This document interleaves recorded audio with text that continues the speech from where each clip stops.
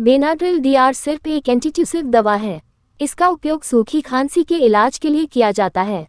यह मस्तिष्क में कफ केंद्र की गतिविधि को कम करके मदद करता है। बेनाड्रिल डीआर सिर्फ भोजन के साथ या भोजन के बिना लिया जा सकता है। जब भी आवश्यक हो या डॉक्टर द्वारा बताए अनुसार इसे लें। आपका डॉक्टर तय करेगा कि आपको अपने लक्षणों में कितना सुधार करने की आवश्यकता है।